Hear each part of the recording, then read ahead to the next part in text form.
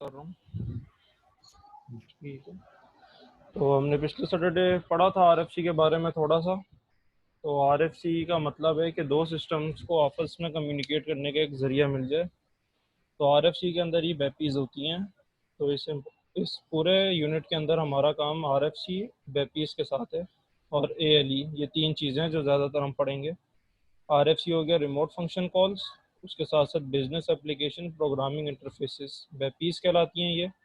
और तीसरा है एएलई, एप्लीकेशन लिंक इनेबलिंग। अब ओवरव्यू ऑफ इंटरफेसेस पढ़ेंगे हम कि किस तरह के इंटरफेसेस सैप सिस्टम इस्तेमाल करता है अपने पास। तो इसमें कुछ इंटरफेसेस हैं जो बहुत टेक्निकल तरीके का इस्तेमाल होता है, जिसमें सिर्फ टेक्निकल कनेक्शंस हैं। तो इसमें ज़्यादातर टीसीपी और आईपी प्रोटोकॉल इस्तेमाल होता है और सीपीआईसीज। और कुछ हैं जो हाईली स्पेशलाइज्ड, मतलब हाई लेवल के होते हैं। जो महंगे सिस्टम्स होते हैं, बिजनेस ऑब्जेक्ट्स, जो हम पहले यूनिट 1-2 में पढ़े हैं हमने बिजनेस ऑब्जेक्ट्स, उनमें ज़्यादातर बैपीज और आईडॉक इंटरफेस इस्तेमाल होता है। तो इस सबसे ज़्यादा जो इसमें पॉपुलर है वो बैपीज का काम है। बैपीज सबसे ज़्यादा इस्तेमाल होते हैं। इसी के साथ साथ बैपीज के अंदर ही एएलई भी इस्तेमाल होता है, एप्लीकेशन लिंक इनेबलिंग, जो इंटरफेसेस को कनेक्ट करने में आसानी करता है। तो SAP systems use the following interfaces technologies. तो सैप सिस्टम के अंदर ये इंटरफेस टेक्नोलॉजीज इस्तेमाल हुई जाती हैं। इंटरफेसेस से मुराद वही है कि हमें किस तरह का शो होगा। हमने ऊपर जीयूआई के बारे में पढ़ा था। जीयूआई का मतलब है ग्राफिकल यूजर इंटरफेस, मतलब हमें ग्राफ की शक्ल में दिखेगा। ग्राफिकल हमें पिक्चर्स दिखेगी तो वो इंटरफेस ग्राफिकल कहलाता है। इसी तरह बैपीज है तो बिजनेस एप्लीकेशन प्रोग्रामिंग इंटरफेस। अब ये ग्राफिकल नहीं है, ये इसका क्या काम है, प्रोग्रामिंग इंटरफेस है। तो ये बैक पे चलती रहेगी इसके जो प्रोसेसेस हैं। इसी के साथ साथ एएलई हो गया, एप्लीकेशन लिंक इनेबलिंग, ये भी इंटरफेस कहलाता है। फिर सीपीआईसी, ईडीआई, इसमें एचटीटीपी का भी काम है, हाइपर टेक्स्ट ट्रांसफर प्रोटोकॉल। फिर है आरएफसी, रिमोट फंक्शन कॉल। फिर SMTP, simple mail transfer protocol. तो नाम से ही पता चल रहा है कि इसका काम क्या है। मेल ट्रांसफ़र मतलब डेटा का ट्रांसफ़र करना या उसको सिक्योर करना प्रोटोकॉल से। फिर है S O A P, so simple object access protocol. Access से पता चल रहा है कि हमें एक्सेस करना या देना किसी को। फिर टी सी पी और I P, transmission control protocol या इंटरनेट प्रोटोकॉल, ये सिर्फ वेब का काम है, इंटरनेट का इसका। और X M L, extensible markup language. तो पूरा इसमें एक ऑब्जेक्ट आएगा जिसमें पूरा इसका यूनिट डिस्क्रिप्शन है एक्सएमएल की। तो ये भी साथ साथ इम्पोर्टेंट है। तो जो जो मैंने नाम लिए वो सारे आगे हमारे सवालों में भी आएंगे और काम के भी हैं। अब रिमोट फंक्शन कॉल, जैसा कि हमने पढ़ा था कि अब एक एसएपी सिस्टम है, उसके अंदर अब ऐप प्रोग्राम लगा हुआ है। और एक दूसरा सिस्टम है एक्सटर्नल, वो एसएपी नहीं इस्तेमाल कर रहा, वो कोई और सिस्टम इस्तेमाल करे, वो कोई भी हो सकता है। उसके अंदर अपने प्रोग्राम्स लगे हुए हैं। तो अगर उन दोनों के पास आरएफसी इंटरफेस होगा, एक्सटर्नल के पास भी है और सैप के पास भी है, तो वो दोनों आपस में इंटरलिंक कर सकते हैं और अपना डेटा ट्रांसफ़र, कम्युनिकेशन, हर चीज़ वो एक दूसरे की एक्सेस कर सकते हैं। अब आरएफसी क्या है। आरएफसी एक एसएपी का इंटरफेस प्रोटोकॉल है जो बना हुआ है सीपीआईसी और टीसीआईपी के ऊपर, टीसीपी और आईपीस के ऊपर। जो प्रोग्रामिंग ऑफ कम्युनिकेशन प्रोसेस, मतलब बात करने के तरीके को, डेटा ट्रांसफ़र को, वेंडर से कोई बातचीत हो, कोई भी चीज़ हो, कम्युनिकेशन प्रोसेस जो भी हो, उन दोनों के सिस्टम्स को कम करेगा, सिंप्लीफाई करेगा। अब R F C enable you to call and execute predefined functions in a remote system और विद इन द सिस्टम। अब आर एफ सी का काम यह है कि वो किसी एक सिस्टम के अंदर भी काम कर सकते हैं या किसी दूसरे सिस्टम के साथ भी। अगर दो सिस्टम्स लगे हुए हैं तो वो एक एक सिस्टम के अंदर भी अपना काम करेंगे, और साथ ही साथ अगर मिक्स हुए हैं तो वो उन दोनों सिस्टम्स के साथ भी काम करेंगे। अब आर एफ सी मैनेज करते हैं कम्युनिकेशन प्रोसेस को, transfer of parameters with in a system और बिटवीन सिस्टम। तो पैरामीटर से मुराद है कि ये दोनों डिफाइन करेंगे कि हमने किस हद तक अपना डेटा ट्रांसफ़र करना है या किस हद तक कम्युनिकेशन प्रोसेसेस को इनके साथ रखना है। पूरा का पूरा एक्सेस देना है, 90% देना है, 80% देना है, या कम देना है। तो ट्रांसफ़र ऑफ पैरामीटर्स का मतलब ये है कि सिस्टम के अंदर या सिस्टम के दरमियान हमने कितना डेटा का पैरामीटर्स रखने, कितना ट्रांसफ़र हो सकता है। और साथ ही साथ एरर हैंडलिंग, कोई भी एरर हो आपस में बातचीत का तो वो आरएफसी हल करेगी। अब remote function call in detail. किस तरह कॉल किया जाएगा, तो आरएफसी का होना लाजमी है दोनों सिस्टम्स के अंदर। तो वो कॉल फंक्शन एक्स वाई, मतलब इधर वो बोलेंगी कि हमने ये फंक्शन दोनों का लेना है। अगर कॉलिंग सिस्टम जो मांग रहा है उसको कोई सिस्टम चाहिए, तो वो एक्स वाई की जगह उस सिस्टम का नाम लिखेगा कि हमें ये ट्रांसफ़र रिपोर्ट चाहिए, हमें वेंडर की रिपोर्ट चाहिए, हमें कौन सा फंक्शन चाहिए, तो यहाँ पे ये लिखा जाएगा। फिर destination D S T short form है, ये पड़ी हुई होगी सिस्टम के अंदर ही। अब एक्सपोर्टिंग और इम्पोर्टिंग होगी कि हाँ उसके पास वो चीज़ है या नहीं, तो दोनों अपने एक्सपोर्ट और इम्पोर्ट रखेंगे, चेक करेंगे कि हाँ भाई ये चीज़ आ सकती है या जा सकती है। और उसके बाद आरएफसी अपना काम स्टार्ट कर देगा। जो चीज़ हमने मांगी होगी वो सामने वाले सिस्टम के पास जाएगी कि ये चीज़ फंक्शन मांगा हुआ है, तो वो उस फंक्शन को देने को अगर तैयार होगी, एक्सेस अगर दे देगी, तो वो फंक्शन इसके साथ लिंक हो जाएगा। तो कॉलिंग सिस्टम के पास वो सारा डेटा आ जाएगा जो भी चीज़ वो मांगेंगे। इसी तरह कॉल सिस्टम भी कॉलिंग सिस्टम बन सकता है। अगर उसको कोई चीज़ चाहिए तो वो भी अपना फंक्शन के बजाय लिख सकता है कि हमें कौन सा फंक्शन चाहिए, तो ये चीज़ उसके पास भी जा सकती है। अब ये जो बीच में एक बनाया है वो बंदा, इसका मतलब है कि एक टाइम पे एक बंदा ही आरएफसी इंटरफेस को इस्तेमाल करेगा। जितने ज़्यादा क्लाइंट्स होंगे उतने ज़्यादा आरएफसी इंटरफेसेस लगाने पड़ेंगे। तो एक टाइम पे आरएफसी इंटरफेस एक ही क्लाइंट के ऊपर इस्तेमाल हो सकता है, एक ही यूज़र इस्तेमाल करेगा एक टाइम पे एक आरएफसी इंटरफेस को। अब RFC connections can only point two one client, मतलब आरएफसी कनेक्शन सिर्फ एक क्लाइंट के ऊपर लग सकते हैं एक एसएपी सिस्टम के अंदर। You can have as many R F C connections, हम दो सिस्टम्स के दरमियान जितने चाहे आर एफ सी कनेक्शंस लगा सकते हैं। हमारे क्लाइंट्स के ऊपर है कि हमारे कितने क्लाइंट्स ज़्यादा हैं, कितने क्लाइंट्स को सिस्टम चाहिए, कौन सा फंक्शन चाहिए, तो उसी हिसाब से हम आर एफ सी कनेक्शंस को बढ़ा सकते हैं। The system being called also executes R F C module, जो सिस्टम हम मांग रहे होंगे जिसको कॉल किया जाएगा उधर उस सिस्टम में भी आर एफ सी मॉड्यूल होना लाजमी है। Then you must set up equivalent RFC connections, दोनों के पास एक जैसे आरएफसी कनेक्शंस होने चाहिए। तो इसी तरह कॉल फंक्शन जो आप मांग रहे होंगे उसका नाम आएगा, डेस्टिनेशन कहाँ मांग रहे हैं, कौन से सिस्टम में मांग रहे हैं, उसकी डेस्टिनेशन क्या होगी तो वो इधर लिखी जाएगी। उसके बाद इंपोर्टिंग एक्सपोर्टिंग खुद अपना काम करेगी, इसमें हमारा कोई काम नहीं है, हमने सिर्फ उनको नाम और जगह देनी है कि हम उनको कहाँ पे कॉल कर रहे हैं। You need to provide the name of the function to be executed in the target system. The function called in the target system is executed using the user ID entered for the connection. अब जब भी कोई user कोई function मांगेगा, function call किया जाएगा target system से, तो उसके साथ यूज़र आईडी का नाम दिया जाएगा कि इस यूज़र आईडी ने ये वाला फंक्शन कॉल किया है। The RFC has become the most important interface in the SAP environment. RFC बढ़ते बढ़ते अब सबसे ज़्यादा इम्पोर्टेंट इंटरफेस SAP के एनवायरनमेंट में बन गया है। तो RFC के ही मॉड्यूल्स में आता है बेपीज, स्पेशल RFC मॉड्यूल्स कॉल्ड बेपीज। अब इसका रिलेट है सिर्फ बिजनेस एप्लीकेशन से, इसका CRM वगैरह से कोई ताल्लुक नहीं है। CRM PLM जो थे हमने पढ़े 5, उससे इसका ताल्लुक नहीं है। इसका ताल्लुक है सिर्फ बिजनेस एप्लीकेशन से। वो बिजनेस वन हो सकती है, बिजनेस ऑल इन वन है, बिजनेस बाय डिज़ाइन है, और बिजनेस ऑब्जेक्ट्स जो मतलब सारे के सारे हैं ये वो कहलाती है। तो बेपीस का काम उसके अंदर ही होगा जो वेब ऐप के अंदर इस्तेमाल होता है। अब इसमें एक चीज़ है BOR, business object repository and BAPIs, business application programming interface. तो BOR रिपोजिटरी से मतलब है कि इसके पास हर चीज़ लिखी हुई मौजूद होगी, और इसके अंदर BO बिजनेस ऑब्जेक्ट्स होंगे जैसे एम्प्लॉय एक्शंस, तो ये एक एप्लीकेशन है। इसी के साथ साथ फिर उसके अंदर जो मेथड होंगे वो बेपीस कहलाएंगे कि business application programming interface. BOR के अंदर BO होगा और BO के पास जो मेथड चल रहा होगा उसको हम बेपी कहेंगे। तो बेपी के पास एम्प्लॉय एक्शंस डॉट अप्रूव का काम होगा। ये लाइन जो लिखी हुई है इंपॉर्टेंट है काफ़ी। BEPI is a standardized programming interface that facilitates internal and external access to business process and data in SAP system. तो BEPI जो है एक प्रोग्रामिंग इंटरफेस है जो सहूलत अपनी क्या प्रोवाइड करती है, अंदरूनी, मतलब जिस सिस्टम में वो लगा हुआ है उसका डेटा, और जिस सिस्टम से वो बात कर रही है उसका डेटा एक दूसरे से ट्रांसफ़र वो लोग कर सकते हैं, सारे सिक्योरिटी प्रोटोकॉल्स को देखते हुए कि वो सारे उसके ऊपर लगेंगे कहीं पे डेटा हमारा लीक ना हो। तो इंटरनल से मुराद अपना डेटा और एक्सटर्नल से मुराद बाहर का डेटा, तो ये दोनों चीज़ें लेन देन हो सकती है वेबपीस के थ्रू। वेबपीस इसको आसान करता है। अब वेबपीस के काम क्या हैं? Linking business process across system boundaries.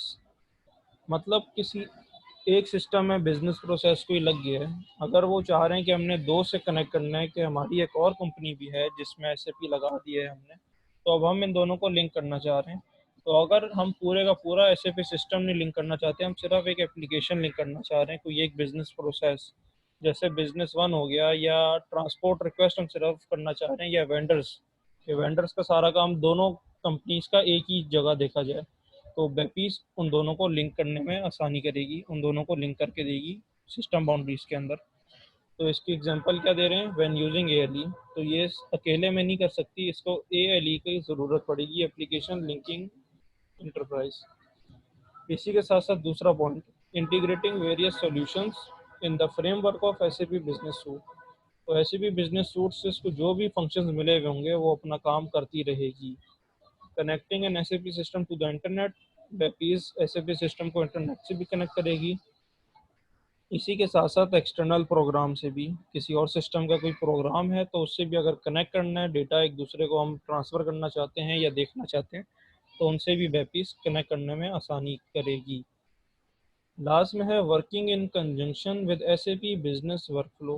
Conjunction से मुराद है कि मिल के काम करेगी। तो जो दो सिस्टम कनेक्ट हो चुके होंगे तो उनका जो भी काम होगा वो एक दूसरे से मिल के होगा, तो बिजनेस वर्कफ्लो एक ही जगह पे उनका काम होगा।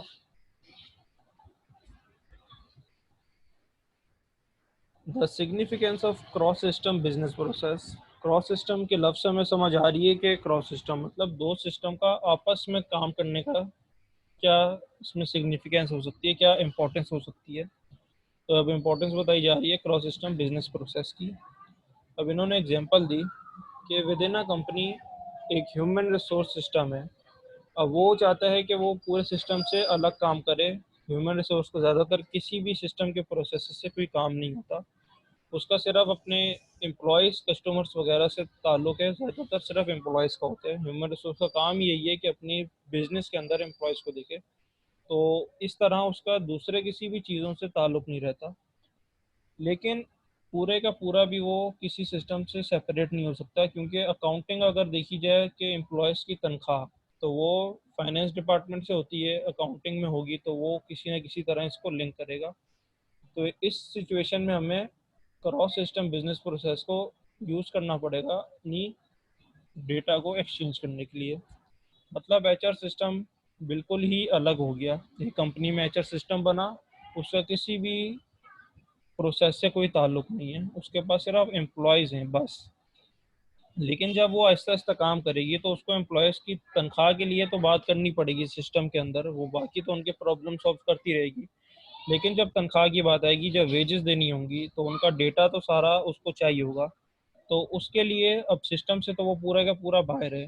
तो इसमें क्रॉस सिस्टम बिजनेस प्रोसेस लगेगा कि उसको सिर्फ बिजनेस के एम्प्लॉयज़ का डेटा दिया जाए ताकि वो अपना काम कर सके। तो इस तरह क्रॉस बिजनेस प्रोसेस चलेगा कि सिर्फ एक छोटी सी चीज़ के लिए उसको एक्सेस दिया जाएगा और क्रॉस सिस्टम इस्तेमाल होगा। तो दूसरी एग्जांपल क्या दे रही हैं यहाँ पे? Two companies collaborate closely and send joint order to a vendor. अब इसमें कह रहे हैं कि दो कंपनी हैं, अब वो चाह रहे हैं कि हम मिल के अपने वेंडर से सामान मंगवाएं, एक ही ऑर्डर बनाएं मिल के। तो इसके अंदर भी उनको क्रॉस सिस्टम चाहिए होगा। क्यों चाहिए होगा? The business IT system of the companies need to communicate with each other to consolidate the quantities to be ordered. In this case, the business process not only crosses system boundaries but also company boundaries. तो अब दो company चाह रहे हैं कि हम अपने एक ही वेंडर से दोनों का सामान आए, लेकिन अब एक कंपनी को कितनी चीज़ चाहिए ये तो अब हमें नहीं पता, ना ही दूसरी कंपनी को पता है कि पहली कंपनी कितना माल चाहती है। तो इसके लिए वो लोग एक दूसरे से कम्युनिकेट करने के लिए क्रॉस सिस्टम बिजनेस प्रोसेस लगाएंगे कि पहली कंपनी को कितनी क्वांटिटी चाहिए और दूसरी कंपनी को कितनी क्वांटिटी चाहिए। तो इसमें जो बिजनेस आईटी सिस्टम होगा दोनों कंपनीज का, वो आपस में लिंक करेगा। तो वो इस्तेमाल ही इसी को करेंगे लिंक करने के लिए, क्रॉस सिस्टम बिजनेस प्रोसेस को। अब इस सिस्टम में वो लोग कंपनी की बाउंड्रीज के अंदर भी चले जाएंगे, उनके पास डेटा का एक्सेस हो जाएगा और साथ ही साथ सिस्टम के साथ साथ कंपनी का भी सारा उनके पास डेटा आएगा कि सिस्टम में क्या क्या क्वांटिटीज़ हैं और कंपनी में भी क्या क्या इनके पास डेटा मौजूद है। तो ये एक तरीके से इंटरलिंक कर लेंगे दोनों को।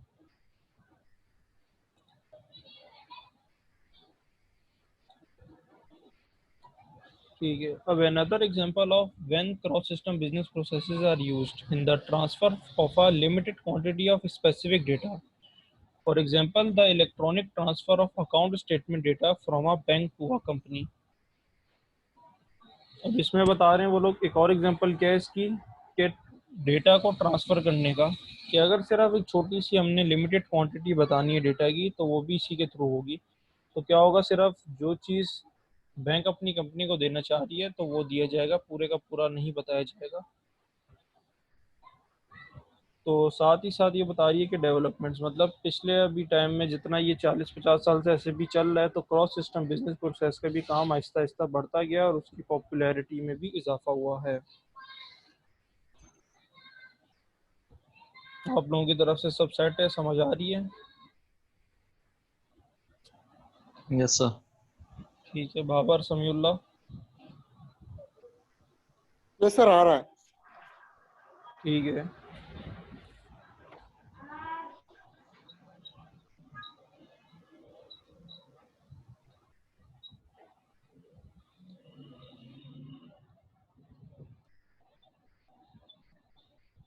क्रॉस सिस्टम की बात हो गई। अब हमने पीछे बैपीस का पढ़ा था, तो बैपीस बिना एप्लीकेशन लिंक इनेबलिंग के काम नहीं कर सकता।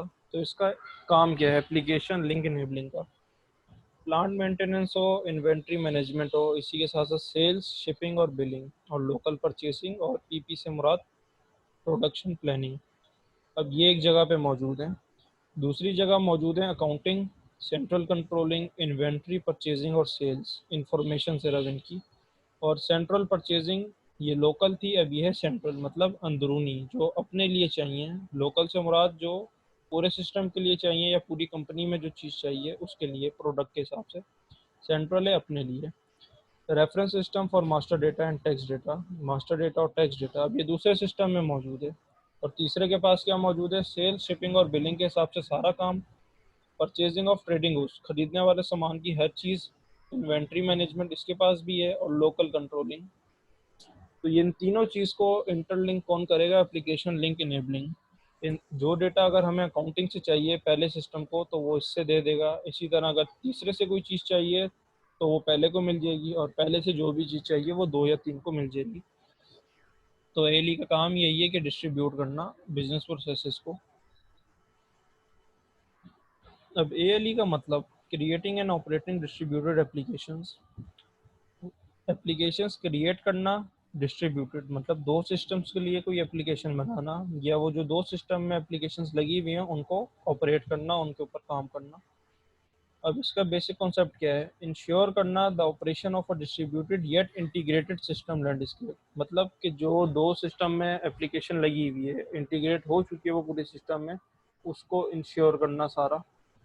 This involves business control messages exchanged by using consistent data across loosely linked application system। तो इसमें ज़्यादातर बिजनेस कंट्रोल मैसेजेस, मतलब कि वेंडर्स का डेटा हो गया, ट्रांसपोर्ट रिक्वेस्ट हो गई, इसी के साथ साथ sales and distribution, product planning हो गई, क्वालिटी कंट्रोल, ये सब चीज़ें का डेटा इसमें मौजूद होगा एएलई के अंदर। The applications are integrated through synchronous and asynchronous communication। तो एएलई के अंदर जब ये डेटा जाएगा, स्टोर होगा इसके अंदर, तो वो दो तरीकों से स्टोर होगा। एक का नाम है सिंक्रोनस और दूसरा है एसिंक्रोनस। तो ये दोनों अलग अलग तरीकों से डेटा का ट्रांसफर होने का तरीका है। Not through a central database, मतलब बीच का जो डेटाबेस है जिसके पास पूरा सिस्टम का होता है, डायरेक्ट वहाँ से नहीं जाएगा, तरीके से जाएगा। किस तरह, ए सिंक्रोनस और एसिंक्रोनस, ये नीचे आएगा कि इन दोनों का मतलब क्या क्या है। सिंक्रोनस का मतलब है डायरेक्ट, और एसिंक्रोनस का मतलब है कि लगातार नहीं, तोड़ तोड़ के हिस्सों में जाएगा। Systems that use ALE to exchange data can belong to the same company। अब वो सिस्टम जो एलई को इस्तेमाल कर रहे हैं वो हो सकता है सेम कंपनी से ही ताल्लुक़ रखें या सेपरेट कंपनी से भी ताल्लुक़ रख सकते हैं। तो इसका मेन करेक्टरिस्टिक यही है कि वो दूसरे सिस्टम्स को लिंक कर दे सिक्योर और कंसिस्टेंट डेटा ट्रांसफ़र से। अब जो बड़ी कंपनीज होती हैं उनको इसी चीज़ का डर होता है कि उनका डेटा लीक ना हो जाए, कि जहाँ उनका डेटा लीक हुआ उनकी कंपनी ख़त्म होने का पूरा चांसेस होता है कि उनके जो बिल्कुल हाई लेवल डेटा होते हैं वो लीक ना हो। तो एएलई यही करती है कि उसको सिक्योर करती है, और जो डेटा ट्रांसफ़र भी हो रहा है वो कंसिस्टेंट होता है, सिक्योर होता है और कंसिस्टेंट होता है, कि ये कहीं लीक ना हो। जो लिंक्स प्रोवाइड हैं दोनों कंपनी से सिर्फ उसी पे ये काम होगा, जिसको देना है उसी को मिले और जिसने भेजा है उसी से जाए, बीच में कोई भी चीज़ नहीं है। तो एएलई का ये पूरा काम होता है कि इंश्योर करे इस चीज़ को कि डेटा ट्रांसफ़र बिल्कुल पॉजिटिव हो, सिक्योर हो और कंसिस्टेंट हो। You can also describe ALE in terms of the elements. अब एएलई सारी अपनी चीज़ प्रोवाइड करेगी जब हम इसको इस्तेमाल करेंगे, कि वो बताएगी कि हु एक्सचेंजेस डेटा, पूरा मौजूद होगा कि किसने डेटा भेजा, विच डेटा इज एक्सचेंज, कौन सा डेटा भेजा गया, वो डेटा था क्या जो सामने वाली कंपनी ने लिया, with home the data is exchange मतलब किससे एक्सचेंज किया गया, जिसको दिया उसका नाम आएगा पूरा, एंड बाय व्हाट मीन्स मतलब क्या ज़रूरत थी उस डेटा को देने की। तो ये चारों चीज़ें एएलई बताएगा कि प्रॉपर वो अपना पूरा डेटा की हिस्ट्री देगा कि क्यों दिया गया था, किस वजह से दिया गया, किसको दिया और कब दिया। अब इम्प्लीमेंटिंग एप्लीकेशन लिंक इनेबलिंग, तो इसको जब इम्प्लीमेंट किया जाएगा, किसी सिस्टम में लगाया जाएगा, बेपीस के साथ जब ये काम करेंगे तो इसके लिए क्या क्या चीज़ें इनको बतानी पड़ेंगी, क्या चीज़ इनमें फीड की जाएंगी। तो identify the business process, ALE जब लगा रहे होंगे, इम्प्लीमेंट होगा तो उसको बताया जाएगा कि आपने कौन सा बिजनेस प्रोसेस पे ही काम करना है। जो जो बिजनेस प्रोसेसेस होंगे सिर्फ वही काम करेंगे, और साथ ही उनमें कौन कौन से ऑब्जेक्ट्स इन्वॉल्व होंगे। बिजनेस प्रोसेस से मुराद हो गई वेंडर का। अगर हम वेंडर का बिजनेस प्रोसेस देखें तो उसमें वेंडर का नाम आ गया, वेंडर कहाँ पे है, कितना डेटा उसको देना है, तो ये सब चीज़ें ऑब्जेक्ट्स में इन्वॉल्व होंगी। Identify the information to be transmitted, बताना पड़ेगा, आइडेंटिफाई किया जाएगा कि कौन सा इंफॉर्मेशन ट्रांसमिट करना है, कौन सा डेटा दे सकते हैं। मास्टर डेटा में सब चीज़ें मौजूद होती हैं, लेकिन मास्टर डेटा में से क्या चीज़ देनी है वो बताया जाएगा। ये नहीं कि पूरी कंपनी का एक्सेस डेटा दे दिया जाए कि कंपनी में क्या क्या है, सिर्फ एक पोर्शन जो देना है उसको ट्रांसमिट किया जाएगा। एएलई को परमिशन दी जाएगी कि सिर्फ इसके अंदर ही खेलना है, कि अगर प्रोडक्ट प्लानिंग के अंदर ही काम करना है तो सिर्फ उसी के डेटे को दिया जाएगा। ये नहीं कि आप मैनेजमेंट के अंदर चले जाएं या क्वालिटी कंट्रोल के अंदर या इन्वेंट्री से कोई चीज़ उठा के दें। Specify the format for the data to be transfer, data किस तरह का दिया जाएगा, किस सूरत में देना है वो बताया जाएगा। डिसाइड द टेक्नोलॉजी, किस ज़रिए से भेजना है वो भी बताई जाएगी, वायरलेस भेजना है या सिस्टम के थ्रू, हार्ड डिस्क हो गई, यूएसबी हो गई, ये सब तरीके टेक्नोलॉजीज़ में ही आएंगे। और decide the type of transfer, किस तरह भेजना है, फिजिकल भेजना है या वायरलेस भेजना है। स्पेसिफाई द डेस्टिनेशन, और अब जगह बताई जाएगी कि डेटा कहाँ पे भेजना है। तो एएलई का काम ये है सारा। तो इनमें प्रोसेसेस आ रहे हैं, तो ए सिंक्रोनस के ऊपर बात हुई थी तो इस पर देख लेते हैं। Decide the type of transfer मतलब ट्रांसफ़र करने का तरीका। तो ए सिंक्रोनसली का तरीका है एवरी 60 सेकंड, मतलब हर 60 सेकंड के बाद डेटा ट्रांसफ़र किया जाएगा। ये नहीं कि डायरेक्ट बिल्कुल 5-6 या घंटे तक डेटा जाता रहेगा, हर 60 सेकंड के बाद थोड़ा सा डेटा जाएगा, फिर हर 60-60 सेकंड के फासले से डेटा जाता रहेगा। अगर फॉर्मेट देखा जाए तो आईडॉक फॉर्मेट लगाएंगे, इसी तरह एक्सएमएल फॉर्मेट भी होता है, पीडीएफ फॉर्मेट, जेपीईजी, ये सब चीज़ें फॉर्मेट्स में कहलाएंगे। Decide the objective of transfer, transfer करने का तो क्या बनता है कि क्यों ट्रांसफ़र डेटा को करना है, तो बताया जाएगा कि गुड्स वगैरह की तरफ से, और जो गुड्स होंगी जिसके लिए डेटा चाहिए तो ये वो हैं। टाइप्स ऑफ ट्रांसफ़र आ गई।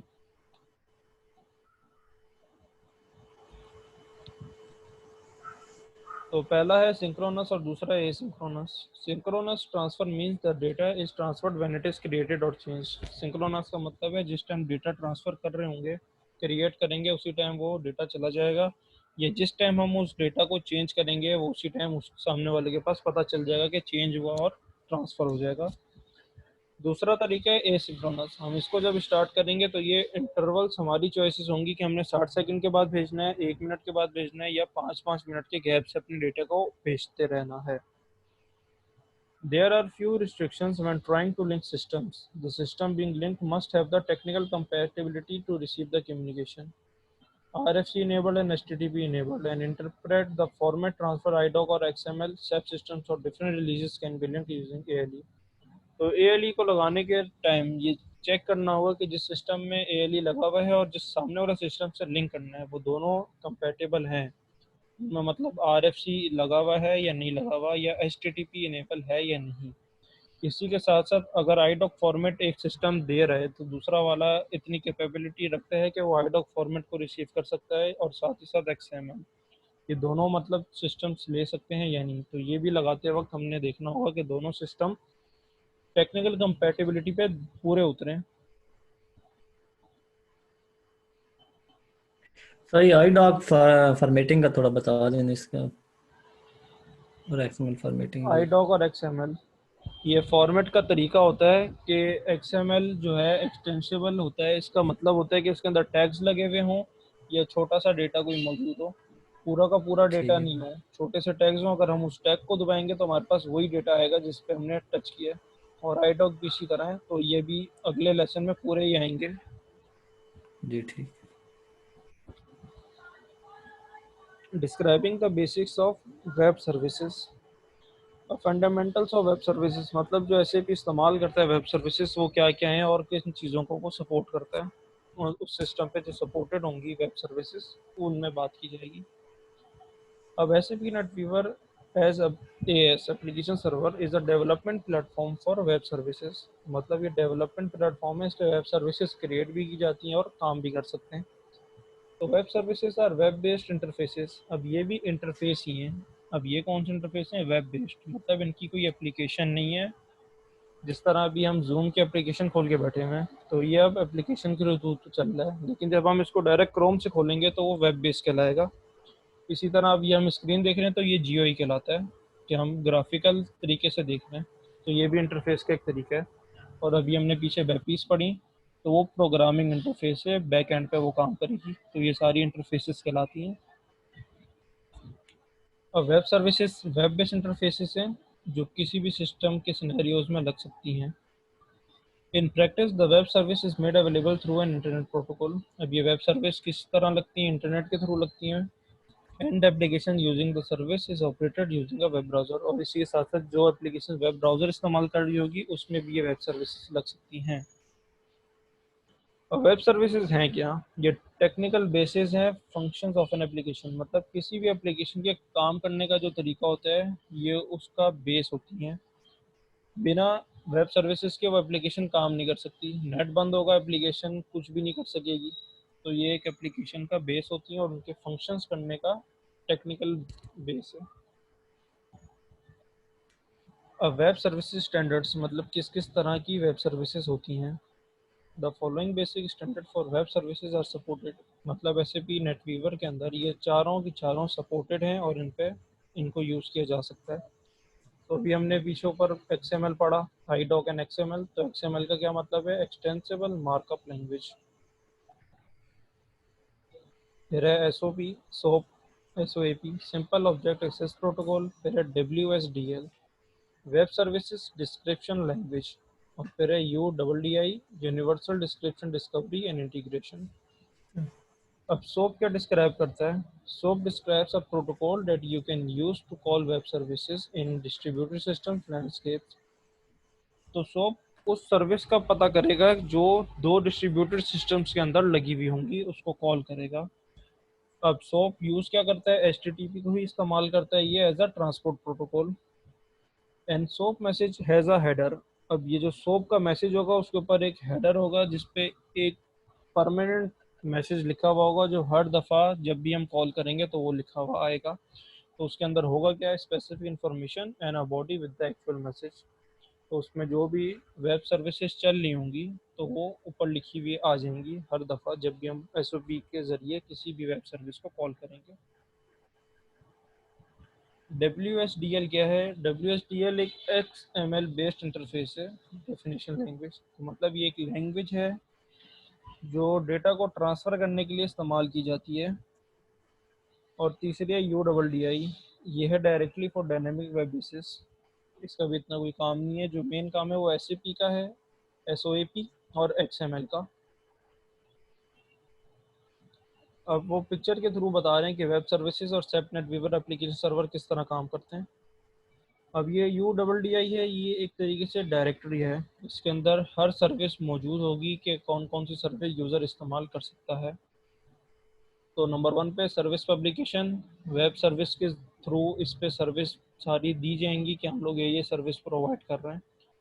दूसरी है सर्विस सर्च, मतलब जिस यूज़र को कोई भी सर्विस की ज़रूरत है तो वो उसको सर्च करेगा तो वो UDDI उसको प्रोवाइड करेगी। और तीसरा है सर्विस एग्जीक्यूशन, मतलब जो बंदे ने सर्विस मांगी वो एग्जीक्यूट की जाएगी और उसका जो भी काम है वो उसको दिया जाएगा। बीच में है WSDL, web service description language, वो लैंग्वेज का काम है और कुछ नहीं।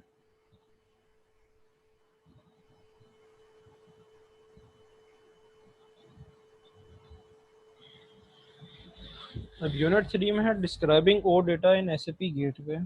तो हमने SAP गेटवे का ऊपर पढ़ा है यूनिट्स में कि इसका काम क्या है। तो आप लोग ज़रा थोड़ा सा रिवाइज करके मेरे को बताएं तीनों कि गेटवे का क्या काम था। समीउल्लाह आप बताएं। सर मुझे स्पेसिफिकली याद नहीं है, पर मैं इतना बता सकता हूँ गेटवे का मतलब था कि कम्युनिकेशन बिटवीन टू सिस्टम्स। तो बिल्कुल सही तो बताया है, बिल्कुल यही था पॉइंट ही तो बताया आपने। सही याद है आपको। बाबर आप बताएं कुछ। पता नहीं। तो ये दो सिस्टम है, मतलब दो एप्लीकेशन में इंटरलिंक करने के लिए यूज होता है। ठीक है, तो मतलब क्या ये परमिशन देता है या अपने आप लग जाती हैं? दो सिस्टम अपने आप सही है कनेक्ट हो जाएंगे या परमिशन रिक्वायर होगी गेटवे की तरफ से? सर, परमिशन तो होगी ना दोनों को आपस में लिंक करने के लिए। या सर आपकी तरफ से गेटवे क्या था?